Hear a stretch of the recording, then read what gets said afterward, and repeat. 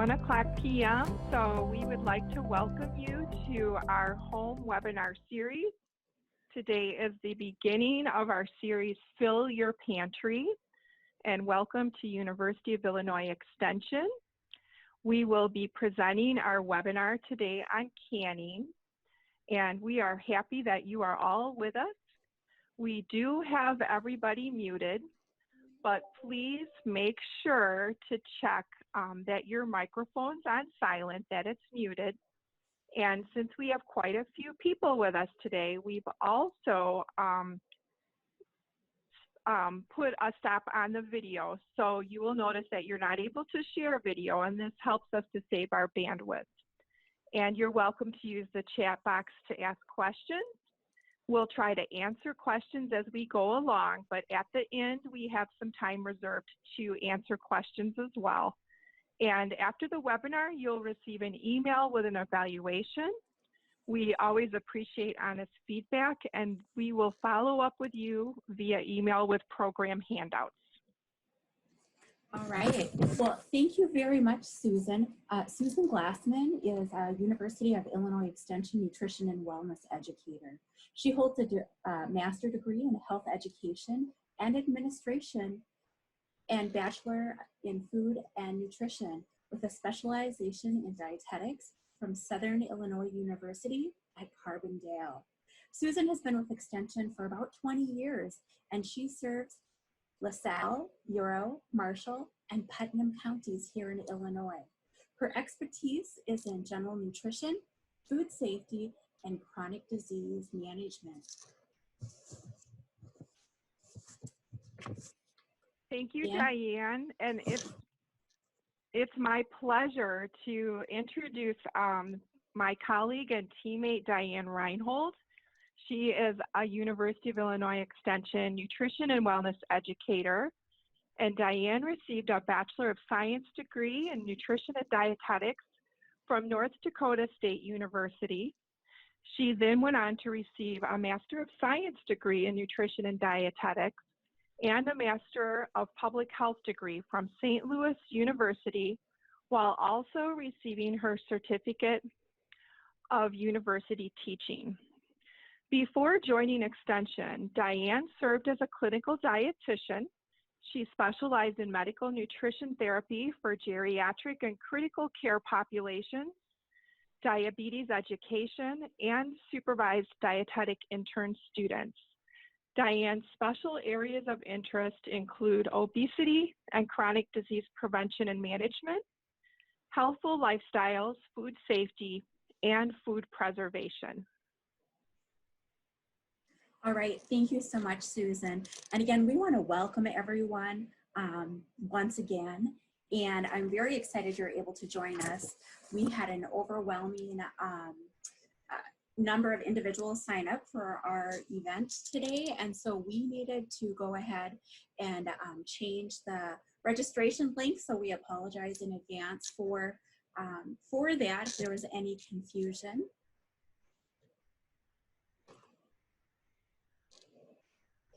And for those that don't know, the University of Illinois Extension is a flagship outreach effort of the University of Illinois at Urbana-Champaign. We offer research-based educational programs to residents of Illinois in all 102 counties and far beyond. So what are we going to be talking about today? Well, we want to acknowledge the importance of food safety when handling and preserving food. We also want everyone to learn proper food handling practices in order to decrease the risk of foodborne illnesses. And we want everyone to have a good understanding of the up-to-date food preservation's recommendations. What is the goal of food preservation? The ultimate goal of food preservation is to stop or slow down the rate of food spoilage. And it's a very safe way to preserve quality food while at home. You can use the produce that you're growing in your backyard or that you've purchased at your local farmer's market. You can prepare food in a way that is going to be best for you. You can also address dietary concerns So if you're trying to reduce the amount of sodium in your diet and you really like tomato-based products, you can your own tomato products and get minimal amounts of sodium. It's also economical and it's very self-satisfying. All right, so in order to really understand what we're going to be doing, there's some things, some basics we have to all know. And so our goal, again, to slow down food spoilage, prevent foodborne related illnesses, what we need to do is control the ideal growing conditions for harmful microorganisms that are going to cause food spoilage. And so we're able to do that by, again, controlling the environment. Harmful microorganisms, they need these 6 factors in order to increase and get to unhealthy numbers where they can cause harm to us humans. They need to have a food source. Most bacteria are going to be impacted by acidity, definitely temperature and time. The longer the harmful bacteria have to hang out, the more quickly they can get to numbers that are going to be unsafe. They're impacted by oxygen content, and they're also impacted by moisture level. So I say that they're impacted by moisture level, and we're looking at different types of food preservation throughout this summer series. So they're going to be talking about drying or dehydrating. And when we're dehydrating or drying food, we're removing the moisture. So again, thinking back to those 6 components, what can we do to control or reduce those 6 different factors? So when we remove the moisture, those microorganisms are not going to be able to grow. And it also impacts the enzyme activity. Freezing, during the freezing process, we're reducing that temperature. And when we reduce that temperature, those harmful microorganisms are not going to be able to grow, or they're not going to be able to grow very fast. And then also enzyme activity is going to be slowed. So again, throughout all of these presentations that we're going to be doing, talking about food preservation, I always think back to those 6 key factors that are going to impact the rate at which food spoils and can cause harm. All right, so we're really focusing on canning today. And canning is a process in which food is placed in jars and heated to a high enough temperature that's going to destroy those harmful microorganisms and inactivate the enzymes within the food. Now, there are 2 types of canning. There's boiling water bath canning and pressure canning. And when you are canning, there's some things you have to consider. Again, canning is a fantastic way to be able to enjoy the foods from your garden all year long. But it's important that we all have a good understanding and follow best practices when canning to ensure that our garden harvest isn't going to go to waste and that it's going to be safe. So before you begin your food preservation journey, there's a few things you're going to need to consider. First off, do you have the correct equipment for whatever process you're going to be doing? Do you have enough time? Believe it or not, canning can be very time consuming. I always encourage people, if you're going to do canning, make sure that you have a good chunk of time set aside so you can just dedicate it to the canning process. You'll also need to make sure you have good quality produce. And you have to have the knowledge and skills. So today, perhaps you're here to either increase your knowledge, increase your skills, or maybe you simply want to be validated in what you're doing is the right thing. And then, of course, do you have enough space? Do you have enough space to not only store your equipment, but also to store the food that you're going to be preparing? One of the things about canning is a can jar gets to be really heavy. It's glass, it has the food in, and you're going to be canning for the entire year. Most of us don't go to the grocery store and buy, I'm going to buy 2 cases of tomatoes. But when you're canning, you're going to be canning all of your tomato products for the entire year. So you have to have plenty of space to store all of that. when we talk about food preservation, you have to think that you're starting from the beginning. And the beginning means beginning in the garden, because well-preserved food begins in the garden. So let's look at some basic considerations before we even get into the kitchen, before we even talk about processing our food. So there are several different opportunities for our produce to become contaminated while we are out in the garden. For example, our soil. Our soil may contain botulinum spores, and therefore it's going to be important that we brush off any additional soil before we bring it indoors. And then once we bring it indoors, that we clean it properly. Another consideration is that you must use potable water for irrigating your vegetable gardens. So a lot of people like to use rain barrels to water their flower gardens. However, those rain barrels can harbor harmful microorganisms, which then can be absorbed into the plant and then be a possible contaminant. So if you think about some of the nationwide outbreaks we've had with some of our spinach, our leaf lettuces, and that has been because they have been exposed to non-potable water. And potable water is simply a term that tells us that water is safe for human consumption. We also need to make sure that we're keeping out any wildlife or domesticated animals. Again, if your animals are using your garden as a litter box, that's another potential source of contamination that's very harmful to humans. Other potential sources, making sure that we're using food grade containers. If you don't have a food grade container, I would encourage not using it. Once you have that produce brought into the house, make sure that you clean it thoroughly. Make sure that you wash and rinse it just before, and dry it just before you're ready to use it.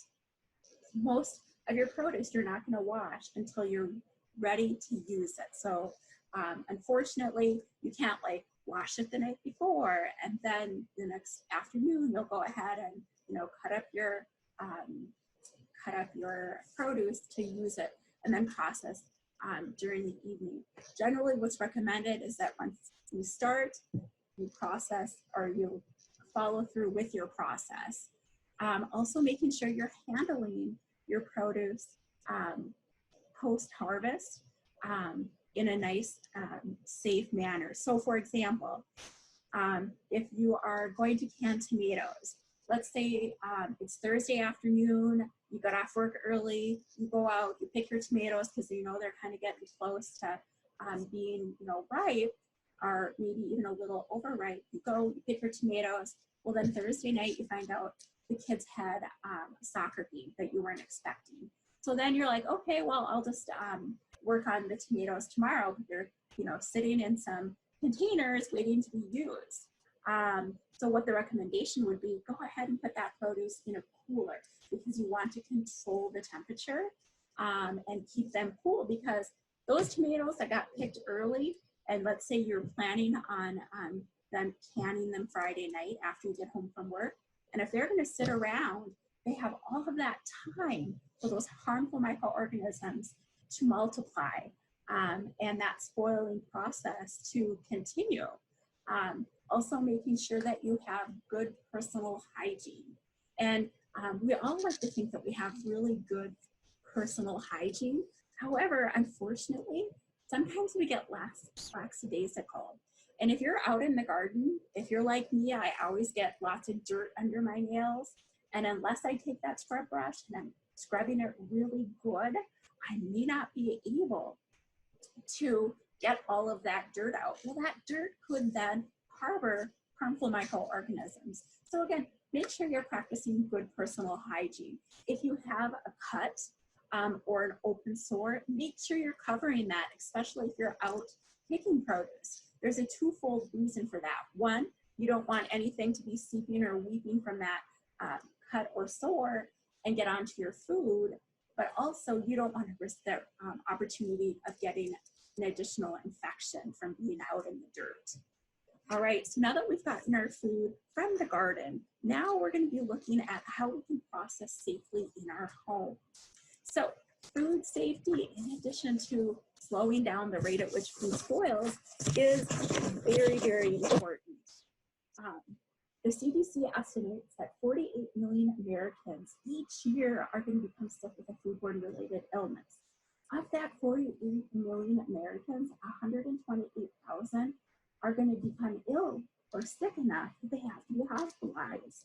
And of that 128,000 that are hospitalized, unfortunately, 3,000 individuals are going to die. And it's very sad because all of those things are very preventable. And you might be thinking, well, that kind of just really happens in, our big food industries. So again, thinking back to some of our leaf lettuce, spinach, our cantaloupe food safety outbreaks that we've had over the years, unfortunately, that does happen. However, 70% of foodborne related illnesses actually are going to originate in your home. And that number is really high because, again, people become lackadaisical. They think they're doing a good job. However, they may not be doing as good of a job as they think. All right, so we, had good practices getting our food from the garden, or from planting it, bringing it from the garden into our home. And now we have to make sure that we're keeping our food safe once it's in the home. So our canning jars, they have to be washed before you use them. So if you're thinking, yeah, but you know what, I washed those jars before I put them away this winter after I used, those canned tomatoes, those canned kidney beans, that canned corn, and you're thinking, why do I need to wash them again? Well, dust and other microorganisms may have come in contact with those jars. So you're going to want to wash them with hot soapy water, and also make sure that you wash the rings. You're also going to want to make sure that your workstation, your work area is clean. So washing your countertops, your cutting boards, and your utensils. And then also sanitizing those surfaces. Especially if you think about cutting boards, they can get lots of nicks and grooves in them over the years. So making sure you're sanitizing those areas. All right, and the nice thing is you don't have to go out and purchase a really expensive sanitizing solution. You can create your own. You use 1 teaspoon of bleach to 1 quart of water. So this is a very inexpensive way to create a sanitizing solution in your home that you can use. However, you have to remake that solution every 7 days. So if you made it on the weekend as you're canning, and then you thought you would get back to some of your canning later in the week, but you didn't actually get there, and it's the next weekend, go ahead and remake that solution. When you spray that solution, allow it to sit on the contact surface area for at least 1 minute before you take a single-use towel and wipe it off, because you want to give time for that bleach to interact with anything that may be on that countertop that's not visible to the naked eye, or you can simply let it air dry. All right, so now we are going to talk about preserving safely. So there are 2 methods of canning. The first one is the boiling water bath canning, and this is going to be used for high acidic foods.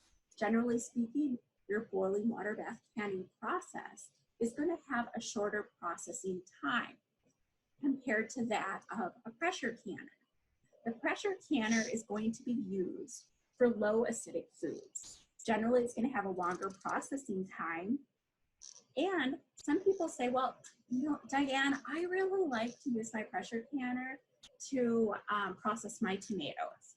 And that's fine. You can use a pressure canner when canning high acidic foods. However, my question for you would be, why are you doing that? I'm a firm believer in wanting to know, why are those recommendations out there? Why do you want people to do X, Y, and Z? Because if you are using your pressure canner to can your tomatoes, your product is going to have a much softer texture. So if you like the texture of having that really very soft, almost mushy texture from your canned tomato product, then go ahead and use it. But if you don't like that, then I wouldn't recommend using it, because you can use the boiling water bath canner when canning tomatoes. All right, you've heard me mention acidity a couple different times. And remember, acid is one of those factors that are going to play a role in controlling the ideal growing conditions for those harmful microorganisms. And so why is that? Let's take a look and find out why. First off, I just want to share, we have high acidic foods and low acidic foods. And high acidic foods have a pH value of 4.6 or less. And pH is a term that is used to measure acidity or whether or not something is basic. The higher the value, the less acid that is going to be within that food. Foods containing a higher acid levels are going to inhibit the growth of the botulism spores that are responsible for botulism. So what are those foods? Typically, it's going to be your strawberries, blackberries, pickles, apples, plums, cherries. Our low acidic foods are going to have a pH value higher than 4.6. And examples of those types of foods are going to be your peas, your corn, kidney beans, carrots, squash, and your meats and poultries. And so your low acidic foods are going to need to be processed using a pressure canner. Now, I already mentioned tomatoes and shared that some people like to use their pressure canners to process tomatoes. And again, it always surprises me that people like to do that. The interesting thing about tomatoes is that tomatoes' pH value falls on the borderline. And therefore, tomatoes must be acidified, meaning we have to add additional acid when we are using tomato, or when we're processing and canning tomato-based products. And some people say like, oh, well, I have a hybrid tomato, I have an heirloom tomato, it has a higher acidic level. And really the fact is, the acidic level of tomatoes is so close to that borderline that we don't know that if it's going to be safe or not. So if you are harvesting your tomatoes and they're on a dead vine, maybe the vine got broken, and so for a day or less, those tomatoes have been sitting on a broken vine, that's going to impact the pH level. Also the temperature. If you're harvesting your tomatoes at a temperature between 36 and 32, that's going to affect their pH value. And so that is why we say they have to be acidified. So what does it mean when we say you have to acidify? Well, it means we have to add additional acid to the product. So this is per pint. So if you're doing quarts, you have to increase the amount that you're putting in, but this is per pint. So per pint, you're going to add an additional 1 tablespoon of bottled lemon juice. Okay, so another question I commonly get is, does it have to be bottled lemon juice? Yes, because we know bottled lemon juice is going to have a standardized pH value. Well, why can't I use fresh lemons? Well, we don't know what the pH value is of the 6 different lemons that you just squeezed, because each lemon can have a different pH value. The other thing you can do, you can use a 1/4 teaspoon of citric acid or 2 tablespoons of vinegar. Now, many people don't like to use vinegar because it's going to give an undesirable flavor. So I personally, when I'm canning my tomato products, I like to do the teaspoon of citric acid. It's just really easy to do, and it's fairly inexpensive, and I don't feel that it significantly impacts the flavor of the tomato-based products. So kind of going back to the whole, well, I process my tomato products with the pressure canner because I don't want to have to acidify my tomato products. Well, regardless if you're using a boiling water bath canner or a pressure canner, you still have to acidify in order to ensure that your tomato products are going to be safe.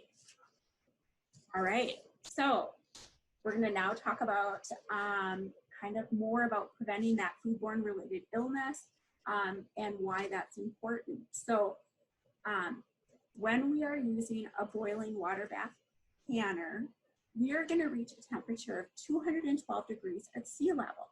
That temperature is going to be high enough to kill most yeast, molds, and harmful bacteria. They're going to be destroyed during that boiling process. And a pressure canner is going to reach a temperature of 240 degrees or more at sea level. And that is going to be a high enough temperature to destroy the harmful toxins produced by the Clostridium botulinum, otherwise what we just a lot of times call botulism. And it's going to be able to destroy that, which is super important. All right, a little bit about our botulinum.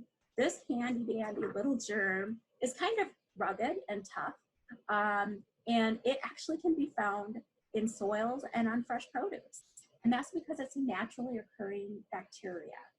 And it exists in two different phases, either as vegetative cells or as spores. And so those little spores are hanging out. Maybe you didn't scrub your low acidic produce as well as you thought you had. And there's a little tiny microscopic organism on your produce. And what happens during the canning process, an anaerobic environment is created. And the botulinum, they like to grow in that anaerobic environment. And they produce vegetative cells. Those cells then multiply very rapidly, and that's what produces the harmful toxin. Botulism is a form of food poisoning, or it is food poisoning, and it can be potentially deadly. Food can contain toxins without showing any signs. You can't just look at a jar and say like, oh, you know what, that has botulism in it. You can't tell. So it's important that you follow the recommendations for preserving low acidic foods and follow them perfectly so that you can reduce the risk of incurring the botulism food poisoning. So symptoms for a botulism are usually going to occur within 12 to 72 hours after the food item has been ingested. It's going to be attacking your central nervous system, and it can lead to blurred vision, double slit vision, difficulty swallowing, speaking, and breathing. So it's very, very dangerous, and you need an antidote if you were to have botulism, and that comes from the CDC, which I always think is very fascinating. The other way to prevent a foodborne related illness when you're canning is to make sure that you're not practicing any outdated canning methods. So, such as using jars that are not designed for home canning. Okay, by show of hands, how many people either do or did, or maybe had a mother or a grandmother that would recycle, reuse, repurpose? And what we would end up doing is reusing those commercial mayonnaise jars. Yeah, my mom did it also, Christy. And but unfortunately, those jars are not designed to withstand the repeated processing that our home canning jars are able to withstand. Another outdated process is the open kettle method. So foods for the open kettle method, that is when foods are heated on the stove. They're put in jars and a lid is placed on top of them without additional processing. And then, and my mom did this too. And in her defense, this was what was recommended because years ago, we didn't know any better. So she would put the jelly in the canning jars, put the lids on, and then she would flip them upside down and leave them overnight on the counters to cool. And then in the morning, she would test to see if they had sealed or not. Another outdated canning method is using alternative processing methods. So processing by way of microwave or the oven. Again, by show of hands, how many people know of or did themselves a method where you would take a roaster oven and plug it in and put your jars in and then let them simmer overnight for like 12 hours. Or even stick them in the oven overnight at a low temperature. Again, these are just outdated processes. As time has gone on, our knowledge and the science has really changed. And so we know that these methods are no longer safe. Another outdated canning method is using a pressure cooker instead of a pressure canner. A pressure cooker is not the same as a pressure canner. Now, unfortunately, with the electric pressure cookers making a huge comeback, I have had several people in my community reach out to me and say, hey, I'm gonna use my electronic pressure cooker to go ahead and do my canning this summer. I bought 3 pressure cookers, so I don't have to worry about dealing with the canner on the electric, or excuse me, the pressure canner on the stove. And I'm like, I'm really, really sorry, but that is not safe. So even though those different manufacturers are making those claims that, hey, this is safe, we can do it, unfortunately, they have not provided the necessary documentation to the USDA so that we can get behind them and say, yes, this is safe. Because those electronic pressure cookers are not able to reach and maintain a high enough temperature to then safely process. So again, it is not recommended. Another outdated process is using a 1-piece lid. The recommendation is to always use a 2-piece lid. Also, we no longer recommend using paraffin wax to seal your jars during the processing of your canned goods. And again, that was something you used years ago. It's also incredibly important that you are using a scientifically tested recipe. So previously, I used to say, it's important to use a tested recipe. And I would have someone say, well, my neighbor Joe tested this recipe and it worked just fine. Why can't I use it? Well, sorry, that's not what I meant. So then I had to start saying, use a scientifically tested recipe. So examples of unsafe recipes are recipes that are used in personal blogs, your church cookbooks, or that have been passed down from families from generation to generation. It might be a good tasting recipe. It may not be a safe recipe. So what is a safe recipe? So a safe recipe is going to be one that has been scientifically tested. When you think about a jar, you think about that core temperature. Are you processing that jar so that it's going to reach a high enough temperature at the core to kill any harmful microorganisms that can lead to a foodborne related illness or such as botulism? Does it have the adequate acidic level?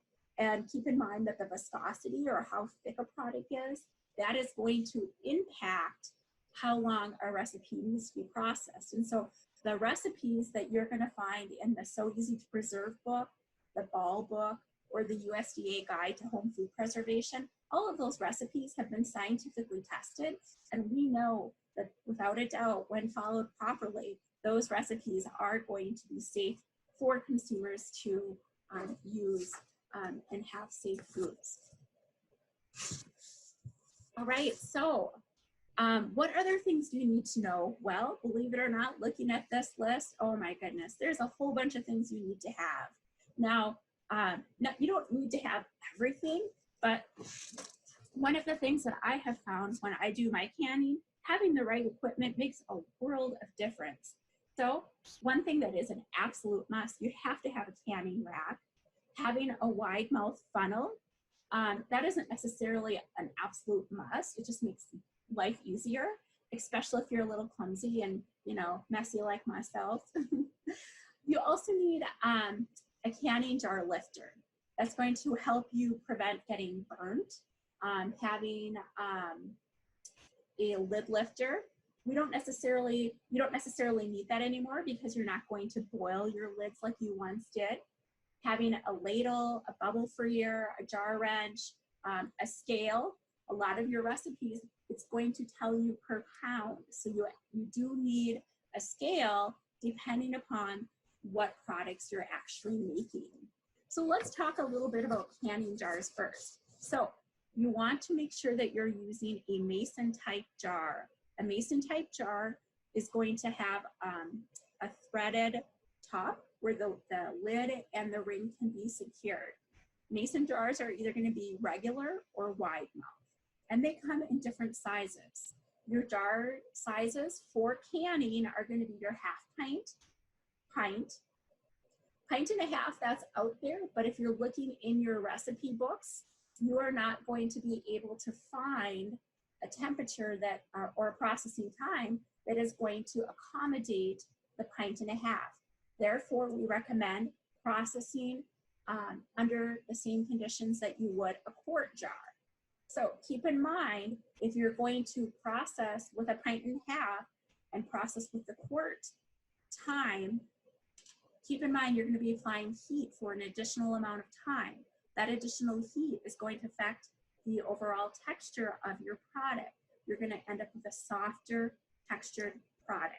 So I just recommend not using a pint and a half. Sure, they look cute. However, depending upon how particular you are, you're going to have to process it the same amount of time as you would a quart jar. There's also a half-gallon size. However, the half-gallon size jars are only recommended to be used for grape juice and apple juice. So do not process tomato juice using a half-gallon jar. And again, all of the things that I'm sharing with you, this is related to home food preservation. I understand that out in the industry, you go to the store and they have these beautiful jars and this looks so cool and you kind of would like to do that yourself. However, when food manufacturers are processing in a factory, they have a whole different set of tools at their disposal that we do not have. So home canning is very different than what you see with regards to products available that come from companies out in the community. All right, what type of lid? Remember I said don't use a one-piece lid. You need to use a two-piece self-sealing lids. So you're going to have your metal screw band, and then you're going to have your metal lid. On that metal lid, there is going to be a sealing component. And unfortunately, your canning lids, you only get to use them once. You cannot reuse them. Do not be tempted. I know it gets to be expensive and you feel like, oh, well, there's nothing wrong with this. Let me just, reuse it. Don't do it. Because if you're reusing it, there's no way to guarantee that your product is going to seal and maintain that seal. So maybe you went ahead and reused a lid and then put your items in your storage area, whether it's the basement, the cellar, you have cabinets, whatnot, and it becomes unsealed while they are being stored. So again, never reuse canning lids. Now, so remember I said that the metal lid is going to contain a sealing compound. So years ago, we used to recommend, or the manufacturers actually recommended, that you would need to simmer your lids. And when you did that, you would simmer them to a temperature of 180 degrees. And it was very important that you never boiled them. Well, after extensive testing and changes that manufacturers have made, the good news is we no longer have to get those lids warmed up before we use them. So that's going to save us a step, and that is going to help us decrease the amount of time that we spend in the kitchen. Because a lot of times, let's face it, canning season, it's hot, it's humid. You know, if you don't have air conditioning, your house gets that much hotter, that much more humid. And if you do have air conditioning, you're giving your air conditioner a run for its money. All right, so yay, I've just decreased the amount of time that you are in the kitchen because you don't have to preheat the lids. Now, this is about sterilizing our jars. So keep in mind that sanitizing and sterilizing are not the same. A lot of times people ask me, can I just sterilize my jars in my dishwasher? The answer is your dishwasher really sterilized? Because most dishwashers are going to sanitize. Sanitizing and sterilizing are different. That's very important to keep in mind. So how and when to sterilize your jars? You are going to sterilize your jars after you have washed them, and then you're going to put them in a canner of boiling water, and you're going to boil them for 10 minutes. All products that are going to be processed less than 10 minutes should be sterilized. You should sterilize those jars.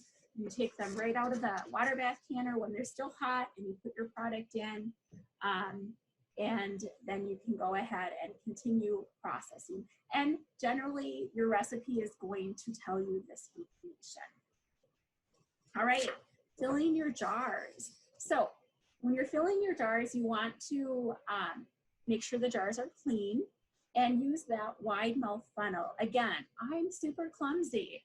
And so even if I do use the wide funnel, sometimes I end up with food all over the rim. But using that wide mouth funnel is going to really decrease the ability or decrease the amount of food residue that you can get on your jars. But it's going to be very important that you leave enough headspace. So headspace is the unfilled space above the food and below the lid. And so I have my arrows there so that you can really get a good close-up picture of that. So how much headspace do you need? Well, always follow the recommendations for your recipe. But here are some general rules with regards to headspace. For jams and jellies, you're going to leave about a 1/4 inch. For your tomatoes and fruits, you're going to leave a 1/2 inch. And anything through our pressure canning, you're going to leave anywhere between a 1 inch and 1.25 inches anytime you're processing your low acidic foods. Now, there is this handy dandy tool out there, and it has little notches on it, and it will tell you a 1/4 inch, 1/2 inch, or 1.25 inches. And it's really nice and convenient. I think that it's great, especially for novice canners or those that are just starting out.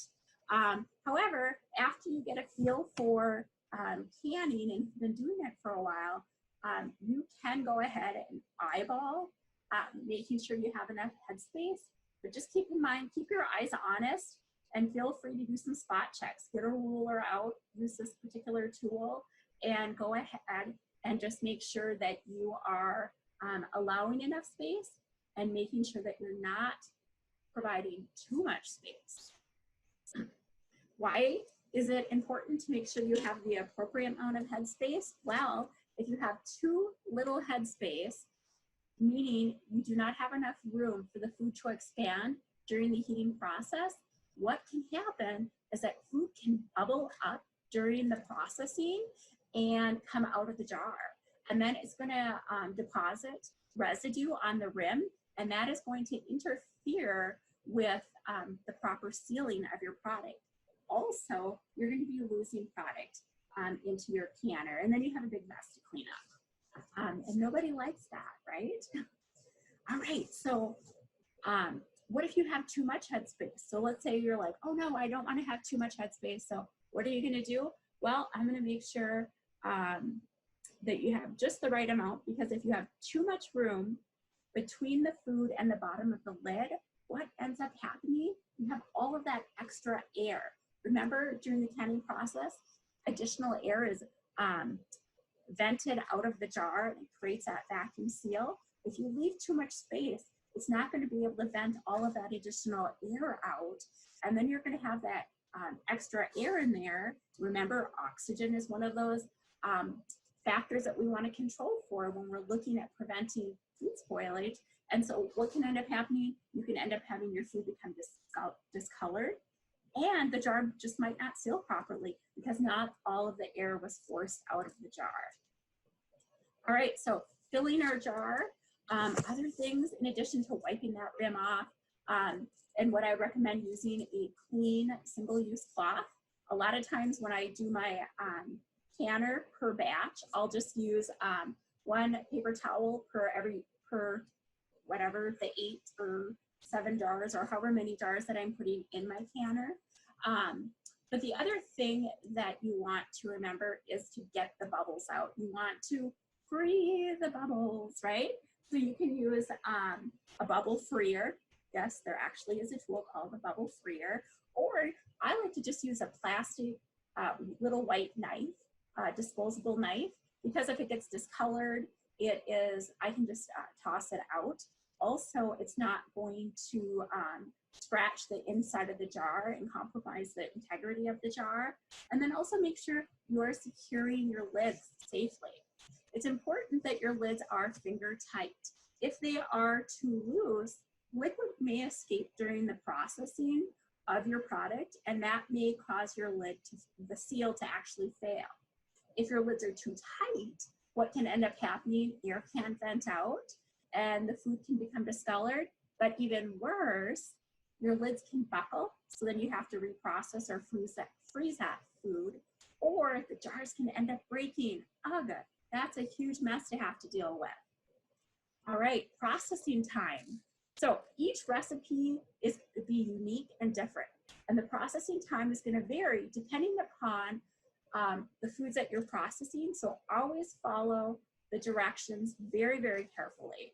And the processing time is going to be different for quarts versus pints. And if you are at a different altitude level, that is also going to make a difference. So you have to make sure that you are adjusting appropriately. And it's very important, never under-process, because if you under-process, that can result in food spoilage. If you over-process, that can result in an undesirable texture or product that you're going to then have to deal with. Adjusting for altitude. Why do you have to adjust for altitude? Well, because when you increase altitude, water boils faster, right? So that's kind of a problem. So water is going to boil faster at a lower temperature. So lowering the boiling point of the temperatures, it's not going to be effective at killing that bacteria. So you have to make those adjustments for altitude. A lot of times, they're going to have instructions right in the book. You're going to either have to increase the processing time or the amount of pressure, especially if you're pressure canning, to reach that lower boiling temperature. So always follow the directions listed in the recipe. All right, this is what you really wanted to know, right? You're like, oh, I didn't know I needed to know all that other stuff. Well, now we're going to talk about boiling water canning. All right, so as I mentioned, you're going to use it for high acid foods.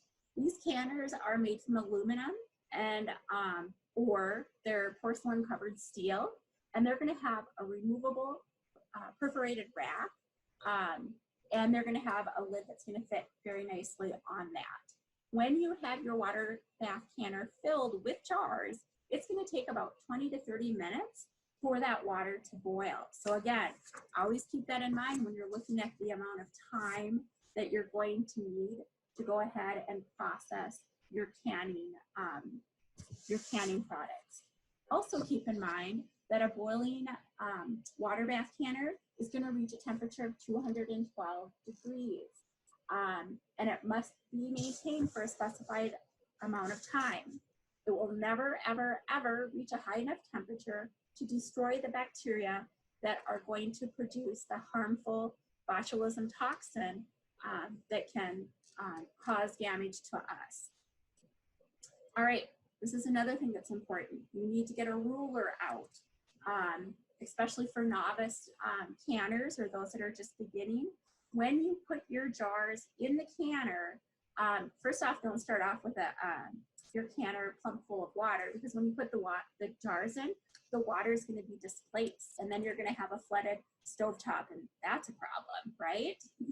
So, all right, when you put your jars in, you are going to account for the water that is going to be displaced. What we recommend, have a small kettle of water on a back burner, just kind of simmering away, so that you can add additional hot water if you don't have enough in there.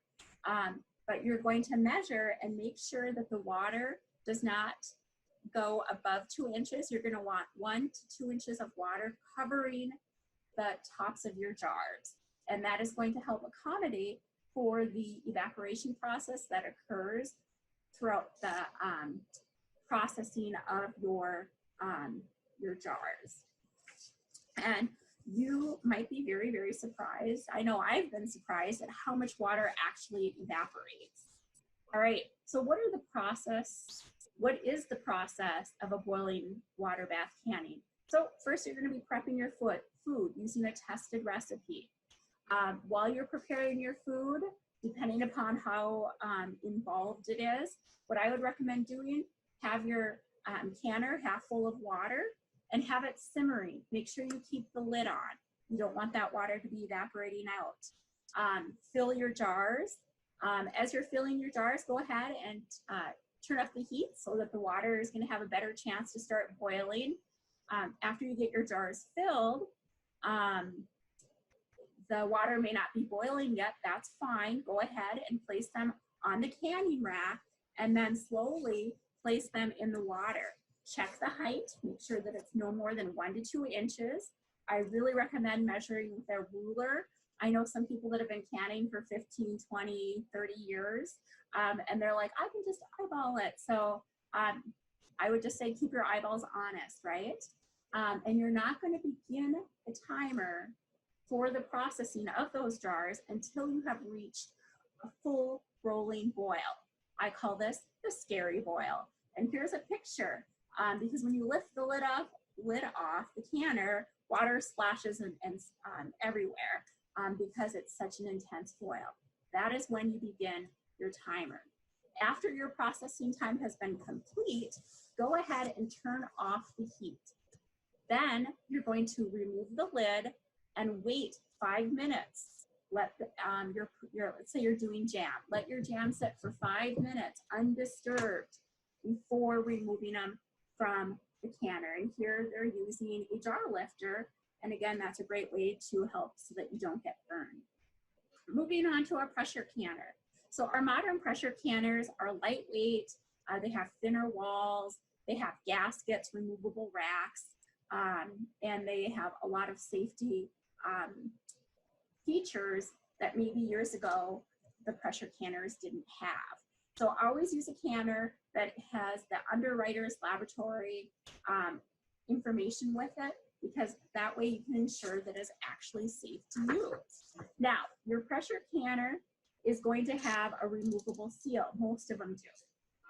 That seal needs to be cleaned, and every year the gauge, if you have a pressure canner that has a gauge, it needs to be inspected and checked. Other little things that are about the pressure canner that's important, again, they're used for low acidic foods. It's going to reach a temperature of 240 degrees at sea level with the weight of 10.5 pounds. And it's going to take a while, just like the 20 to 30 minutes for the water bath canner to get to that rolling boil. When you load your pressure canner with your jars, it's going to take about 12 to 15 minutes before you're going to see steam coming out that vent.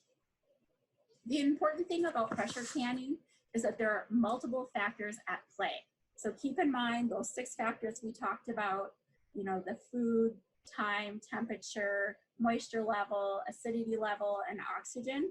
So when you're pressure canning, it depends on the type of food that you're processing.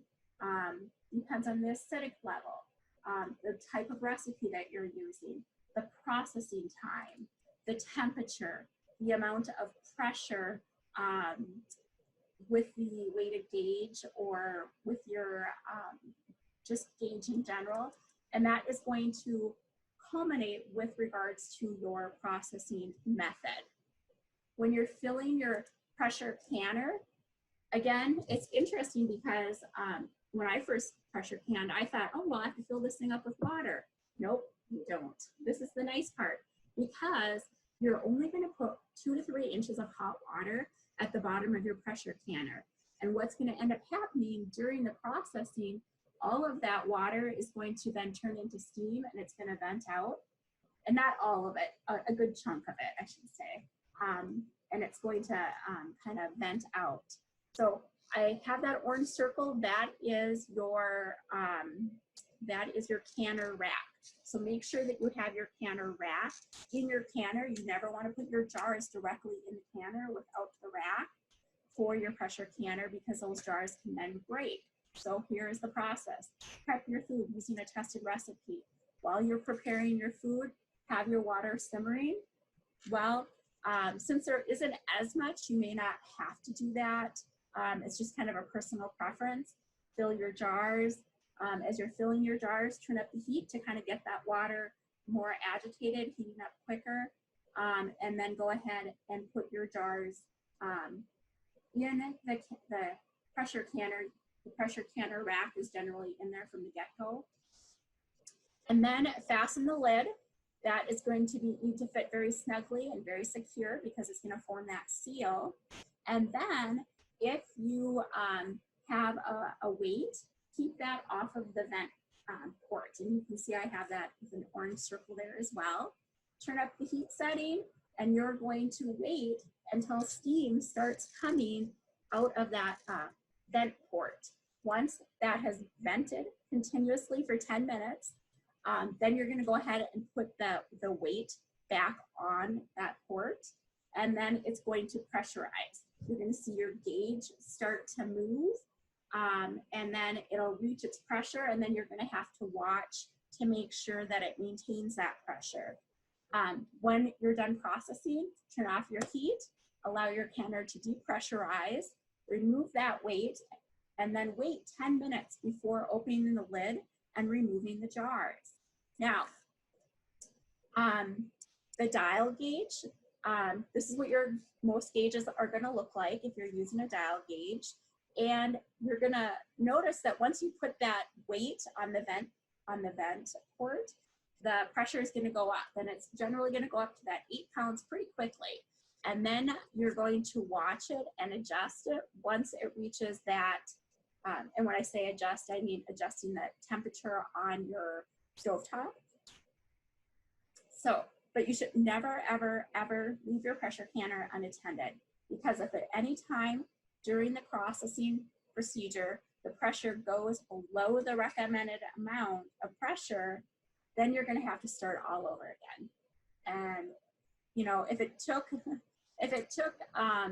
15 minutes for it to start venting, and then another 10 minutes for it to vent, you've already have a half hour invested. So just make sure that you never leave your pressure canner unattended. Now, if you're using a weighted gauge, you're not going to have that dial gauge to kind of tell you what the temperature is, but you're going to have to be able to be there in the kitchen and listen to the gauge as it jiggles. So let the pressure rise until the gauge, until the weight jiggles. And so every canner, every stove is going to have a different sound to it if you have a weighted gauge. I personally haven't used a weighted gauge because I feel like I have a short attention span, and I don't think I could sit and pay attention to, is it rocking X number of times per minute per whatever the manufacturer says. So I like the dial gauge, but that's my own personal preference. So after your jars have finished processing, you're going to let them sit undisturbed for 12 to 24 hours. It's recommended that you use a cooling rack. Why do you use a cooling rack? Well, that cooling rack is going to help allow air to get underneath the jars so that they can cool at a much rapid rate, a much more uniform rate.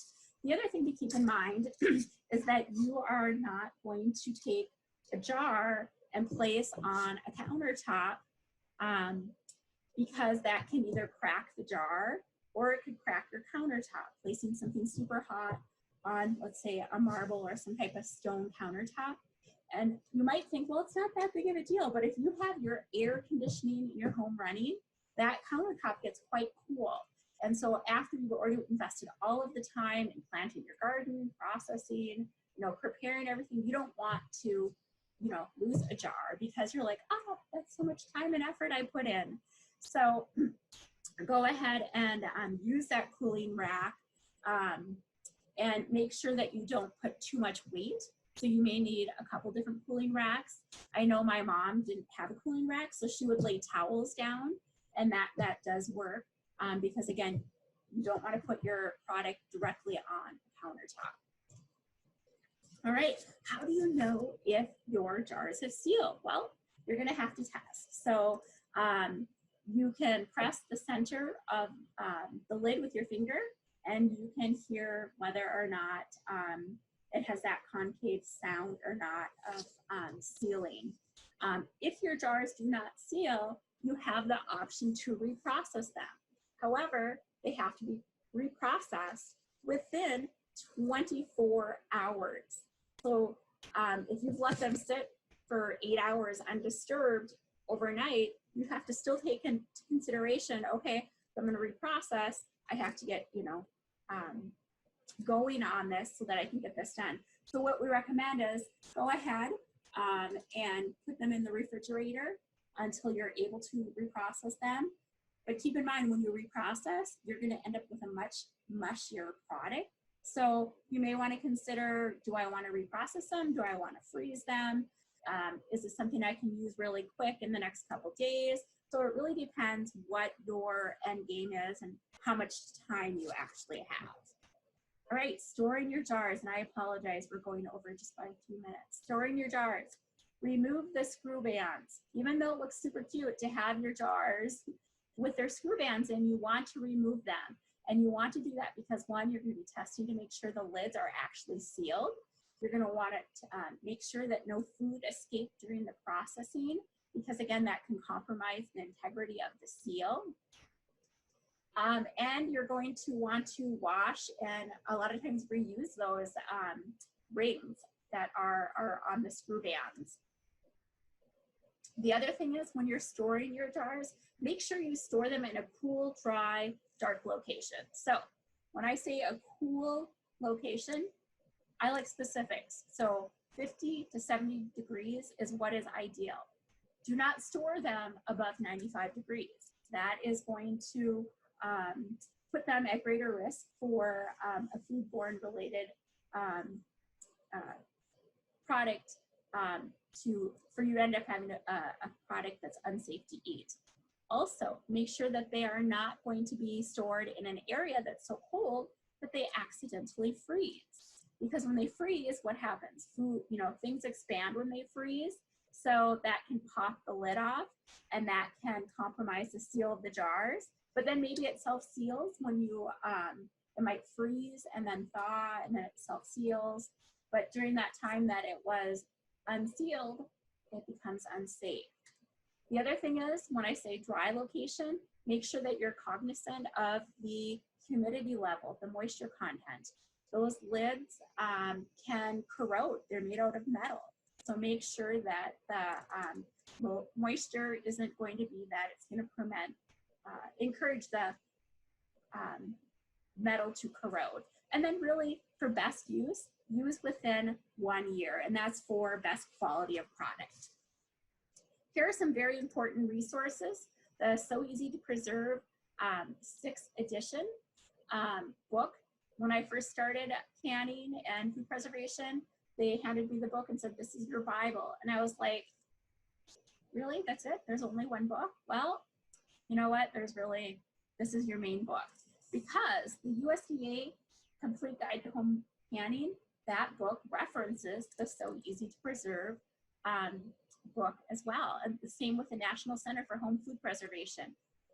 Website is there, and it's a free resource.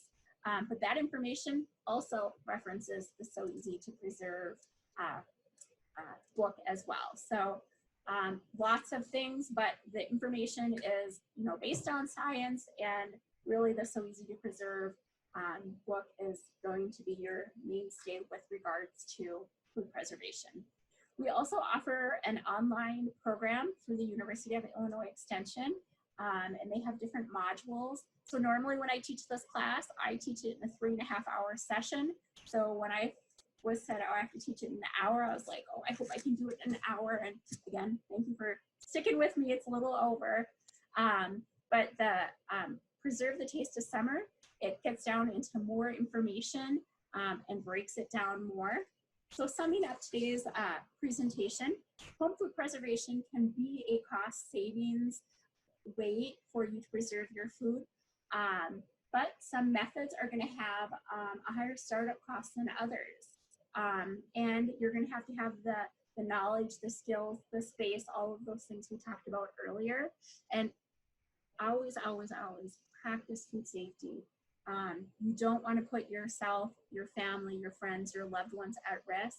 So keep in mind, you know, if you make food and serve it and it's consumed in 1 or 2 hours or 1 or 2 days, versus if you're preserving food and it is going to sit in the pantry for 3 months, 6 months, 12 months before it's used, you know, that time allows those harmful microorganisms to get to numbers that are unsafe for humans. And then, of course, always use resources and stay up to date on the latest food preservation recommendations. So, Susan, are you there? Kristen, are you there?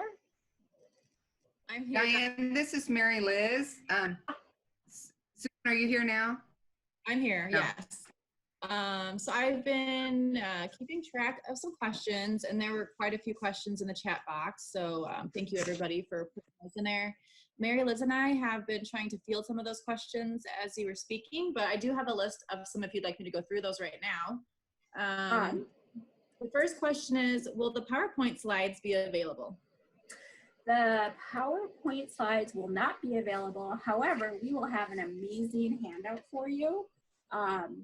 And we'll share that with you after you complete the survey. So today at the end of our presentation, we'll go ahead and send a, hey, thanks for attending email.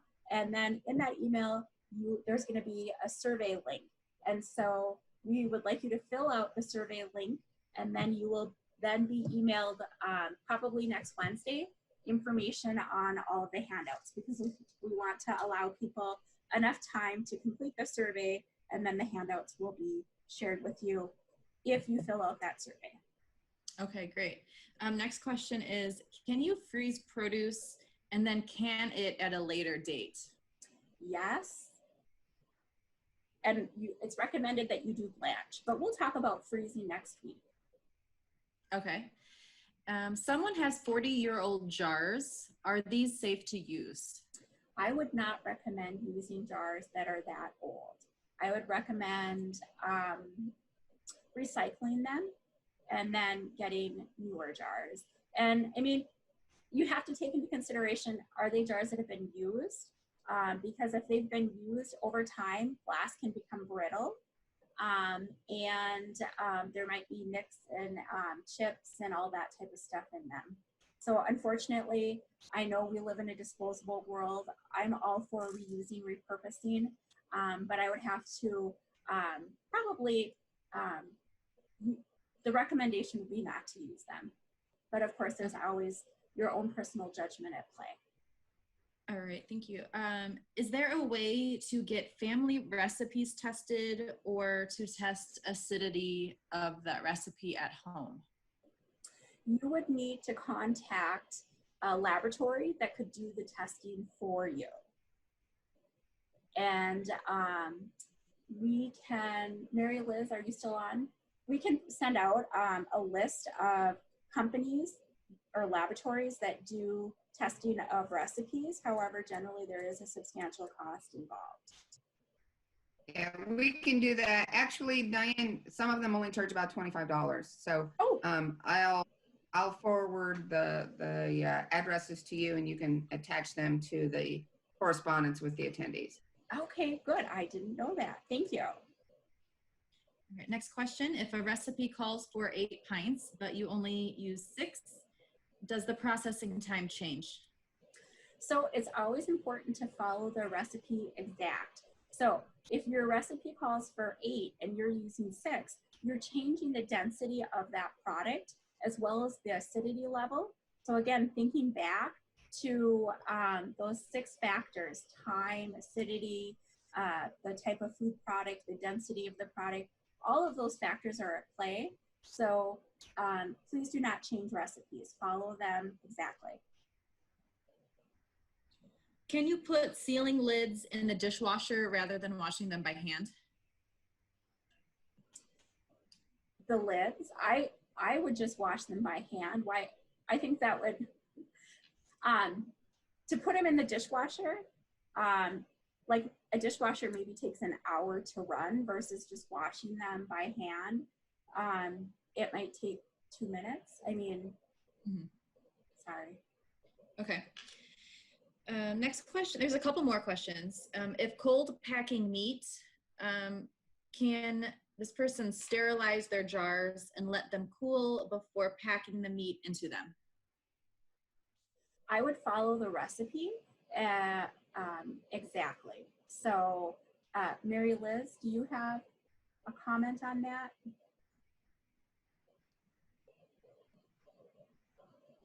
All right.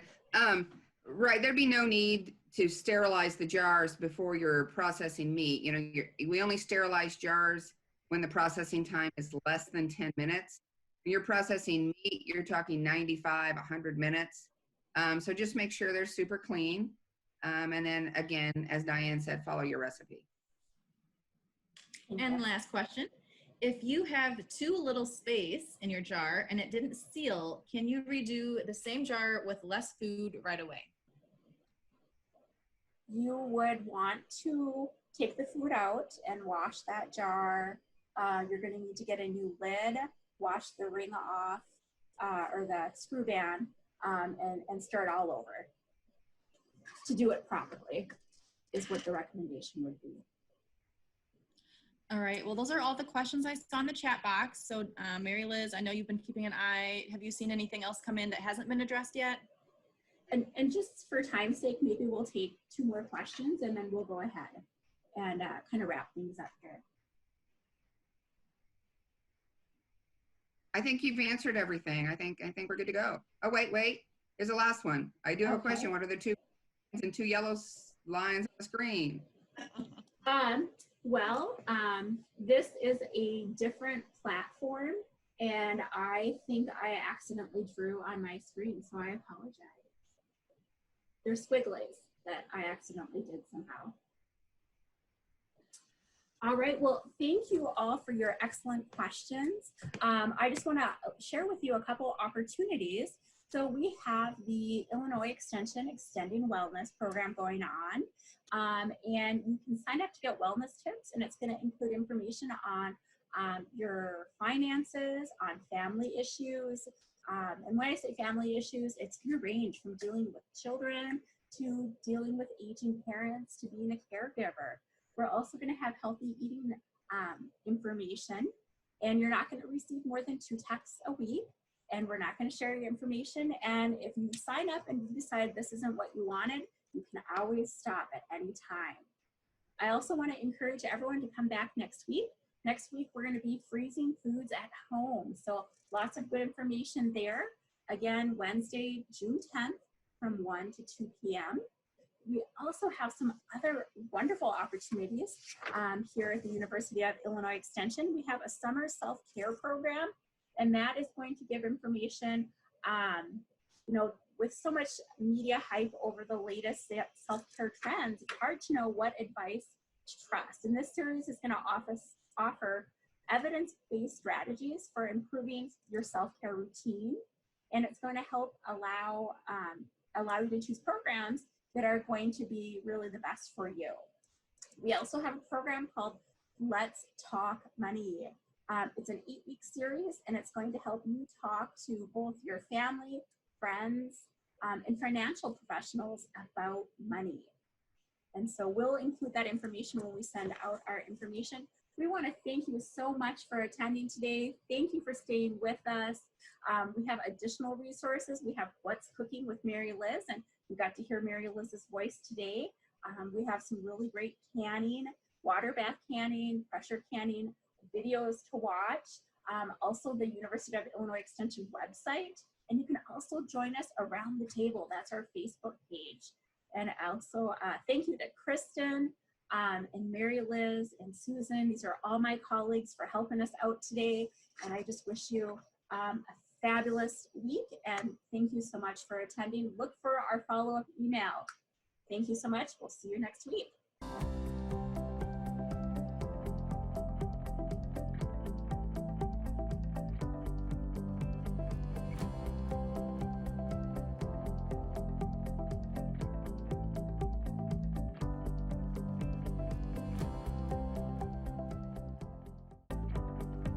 Thank you for tuning into CUI's TV. We hope you enjoyed the show. This video can be accessed anytime on youtube.com.